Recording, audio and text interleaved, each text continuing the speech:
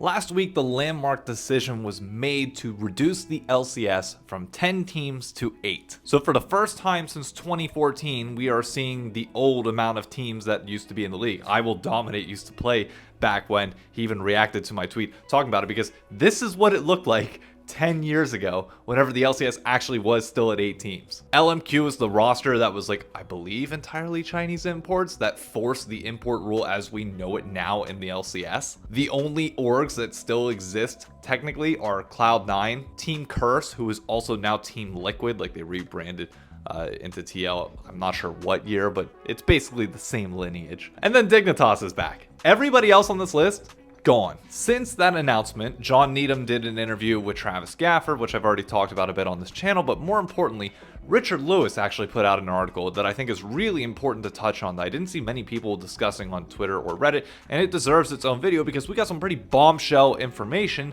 from this article. Out of respect to Richard and his publication, 1, please go read it if you can. It's available on his Twitter. And 2, I will not be discussing the entire thing, just snippets here and breaking them down in further information. Like, I'm not trying to repost his material just in video form. Starting with one of the more important cutouts. Prior to the final decision behind the scenes, Riot Games had wanted to take a temperature check on how organization owners were feeling about their involvement with the league after a number of very public problems and negative headlines. To be fair, these headlines have been going on for ages now. I think really since 2020, the headlines have just been non-stop over and over and over again. You had the TSM investigation with Reggie, EG with Danny. We'll get into the viewership in a second, but it's bad. At the end of 2022, they received criticism for moving the LCS broadcast to Thursdays and Fridays at 12 p.m. Pacific Standard Time in a bid to try and halt the declining viewership. The European LEC League took weekend priority. They can say it also took priority, but again, Valorant was a key part in this, and I don't give a shit how much Riot tries to deny it. Richard doesn't mention it in the article here. VCT is one of the main reasons why we moved to weekdays, because they wanted the studio for Valorant on the weekends. Because if you notice in Europe, in the European system, Valorant is on our weekday, like the LCS schedule, and then LEC has the weekend. So LEC gets priority over Valorant because it's bigger, quite frankly, in Europe. But in America, first-person shooters are bigger here, so you give them priority there. They don't want to overlap and mix and match, which I get, but Valorant plays a very heavy part in this. I don't give a crap what Riot says otherwise. He also goes on to discuss how we kind of threw ourselves, or at least team owners, threw themselves at the likes of MrBeast and other notable celebrities to try and get into the LCS in an attempt to save it. And if you go on social media at any time in the past year, I guarantee you've seen this clip. You got I've got to put the screws to you. I got a hard-hitting question here. Oh, boy. So there's been some rumors. Are you going to buy an LCS team? Oh, gosh.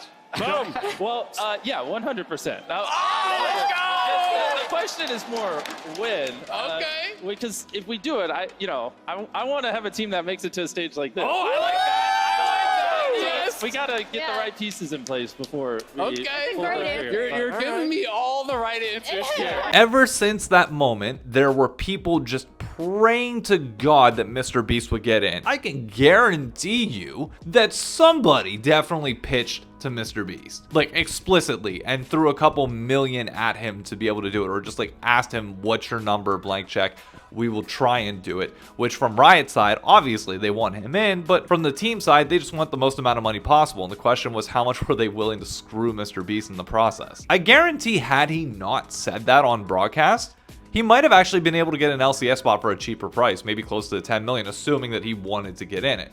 But once he says that, then you showed your cards. Then people know that you want in, and by default, it's going to cost you more because the people that own the slots are going to be like, well, no, you want it, come get it. I never really cared for the reaction around the MrBeast stuff. While yes, it obviously would have been great for the league and would have been a dawn in content and viewership around the league as he got a new generation of people into it, I never saw him as the savior. It was never clear cut and dry that he eventually was going to get in, because MrBeast has people around him to make smart financial decisions. And if we're being honest, investing in an LCS team for anything more than just the bare minimum cost that it takes to run it, you're going to be operating at a loss. Why pay for all these assets when he could probably get a challenger team for free if he wanted to? But more importantly, it's like he can make content elsewhere, unless he truly loves it, unless like this is a diehard like fuck all of my financial investors, screw anything that they're saying, I want this type thing, which clearly it's not. There was never a smart reason for him to get in it right now. It was clearly going to keep declining, and we are nowhere close, at least so far, to the end of the pitfall unless Riot makes major changes, which we'll still get into. So with no MrBeast, here's who we got instead. CLG turned into NRG, which I think has been one of the most positive changes that we've seen for the LCS in quite a while, not only in terms of like them winning a title, but more importantly for the content that they've been putting out. They've been crushing it on YouTube, starting to build a brand. And I know many people will criticize and say, oh, well, that was CLG's legacy that they built. Well, yeah, well, now NRG's been making the calls this offseason, and they're reducing staff, they're getting towards profitability, which CLG clearly was not in the state of doing, and hopefully this means they'll be around for a while because I still love Andy Miller as an owner. TSM has become Shopify Rebellion, which that will get its own video because they've already annoyed many fans with their picking up a B-Voy. Just because these are the teams that left does not mean that they were the only ones that were looking to potentially sell. We know rumors about 3 other teams, or at least that have been made public or discussed openly, and that is Immortals, Dignitas, and 100 Thieves, all of whom are still here. 100 Thieves notably noting from John Robinson himself that apparently they were just shopping the value on the market. Sure, but I'm not, I still don't like that. If you truly love it, you're never shopping it, regardless of whether it's smart business or not. Like, that's the difference between blind loyalty and running a business. And personally, like, if I got an LCS spot, I would never put it on the market. It's mine for life. The reason I bring these other teams that we're looking to sell up is because it might give us an indication into the next line in Richard Lewis's article, and arguably the biggest bombshell and the entire thing when discussing that meeting between Riot and owners. The meeting was very candid, and owners didn't hold back from stating their problems with the league's operations, they explained. When asked who would want to exit the league, there were 5 teams that effectively raised their hands. Let me translate that for you. 5 teams explicitly wanted to leave the LCS, 3 of whom Riot was either able to convince to stay, or the dollar amount that they offered to teams to get out was not high enough for them to take it. But there's a very real chance that we could have been down to just 5 teams in the LCS. Assuming that it's all the teams that we discussed in terms of the rumors, that would mean that we would just have Cloud9, Team Liquid, NRG, FlyQuest. Is it bad that I can't remember the 5th one right now? Regardless, when half of your league wants out, you know that there's a problem. And I'm not just talking about the obvious problem, which is Riot forced teams to go get $13 million worth of equity to buy into this league, which they are, quite frankly, not seeing that value whatsoever. So Riot forced them to go get outside investors to jack everything up. And now, as everything's kind of coming back down, Riot hasn't done much. And this can be seen in the viewership, because I want to look at this year over year and show you why nothing has changed really since franchising. The only thing that teams got was just the promise of not getting relegated, which is not what they were promised at all. This is the viewership split over split with its peak. Of note, there's a trend here that typically happened prior to 2 years ago, which is spring starts high, summer dips, and then it comes back up for spring again, but slightly lower than the peak before it, or the year prior. The reason for that is that once we get post-Worlds, we haven't seen LCS content or LCS matches in a long time, realistically since September, so it's been a few months. The high is back, new rosters, new teams, a bunch of storylines. It's really exciting all around. Summer, you've already seen all these teams, so you know what to expect, and given no change in format or no shakeups, it's typically not as exciting. You're able to tune out as summer comes, go outside, do other things, and then come back for playoffs, and then that preps you to go into Worlds, because Worlds viewership obviously continues to go up and up and up. So 2018 versus 2017, up in spring, up in summer. Obviously franchising helps a lot here, but notably no format change from 2017. Effectively, it's the same thing and the same product that we got from the year prior. People just cared a little bit more because franchising kind of mixed things up, and you had the Cloud9 run in summer, and there were some interesting storylines, but like overall, you paid for the same product that was there before franchising.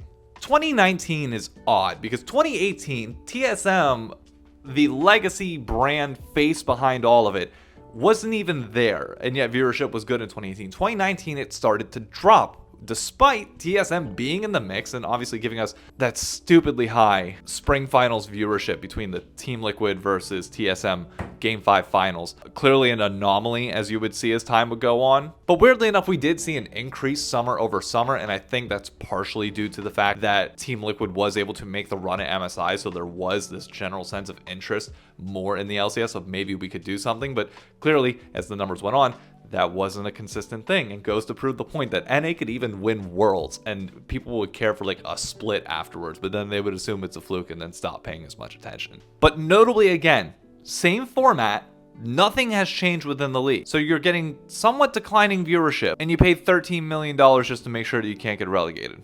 Don't think that's enough to make the money worth it yet. 2020, obvious anomaly, COVID, everybody was inside. We saw a bump in pretty much every league's viewership, more or less. LCS the least out of everybody, but summer might have been up, but spring was still down. TSM goes on to win the summer split, have this really cool moment, but there is, weirdly enough, a direct tie to TSM winning their last LCS title and us entering the death spiral afterward. Because from that point on, from summer 2020, look at average viewership.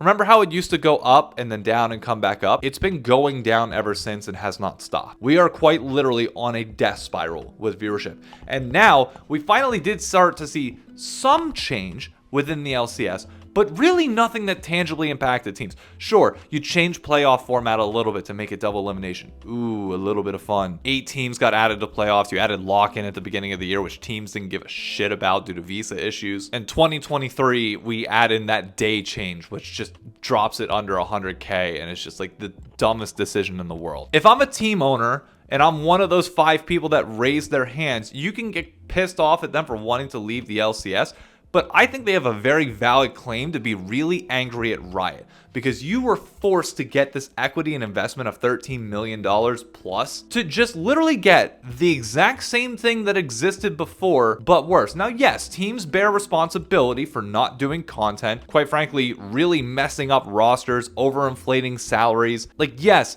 they bear a lot of responsibility in that regard, but also the overinflated salaries and all that, like, you got $13 million. They forced you to spend it because you had to increase revenues by some point. Sure, you could have probably invested that money elsewhere. It's a real catch-22 situation. But the point remains, you spent all that money for 18 best of ones and a playoff format that hasn't changed. Events have been dwindling in attendance. People just genuinely care less because despite going downward, we haven't done anything to actively make that rebound up other than make the dumbest change in LCS history and changing the days. Look, I love the LCS more than most. I wouldn't be sitting here talking into this camera if that wasn't the case. I wouldn't be putting content out on TikTok and everything else if I didn't want to be involved in the scene and see it grow long term, or hosting watch parties here in New York. I want this to be around, but there's no denying that the death spiral is still on and still kicking. So if we're looking at this offseason and what needs to happen, all eyes are on Riot Games to figure this out. Because if they can't fix it, those 3 other owners that decided to stay are not going to have been given a reason to stay and will probably leave. And yes, we will see the collapse of the LCS as we know it right now. We are in like the final 2-year stretch where the LCS can prove itself as a product before owners just want out. So I don't know what Riot has up their sleeve to try and correct this, but if we don't see a change, there's going to be big problems. And going to 3 splits isn't just going to be the magical solution. 5 of the 8 remaining teams in the league are all going budget to try and be break even and be more fiscally responsible. You think that's going to just magically encourage people to tune in? Like, oh, it becomes more entertaining because, get this, the players are playing less. Nothing changes as of right now. Assuming things continue in the same system that you have as is, just with 3 splits, it's still single round robins into a playoff for teams that do not stand a chance at international tournaments. CB LOL and the LFL have made that work. They have not seen international results. LFL can't even go to Worlds, and yet they're growing in viewership. Yet we are plummeting. So Riot, this question fully turns to you. I know the owners are looking at you. I know the fans are looking at you as well. What are you going to do to make this esports domestically in North America more entertaining for North American fans so that they tune in. The ball is entirely in your court. Thank you to Richard Lewis for putting this article out there. It really does paint the dire state of where we are at in the LCS, because this shit ain't good. And we better not be waiting until January for them to announce changes and be like, oh, here's all the positive stuff that's coming to the LCS. No, you need to start that marketing campaign now. The moment teams get announced, you need to start pitching this. This can't just be a 2 weeks before thing. You are at the point where you need to market this like it's a brand new product. And I heard that a rebrand is coming for the LCS. A rebrand ain't gonna save you. You're not like you could rename and repolish a turd, and I hate calling the LCS a turd, but we're not in a good spot. But like, a rebrand ain't gonna save you. New teams won't necessarily save you. You need something drastic to change here, and I don't know what that is. You just need to pray that you finally got the right partners in based on Shopify's moves. Not 100% sold on that, but at least you got NRG. And we'll see. But I think the majority of the responsibility comes on Riot to give us something entertaining from a fan perspective.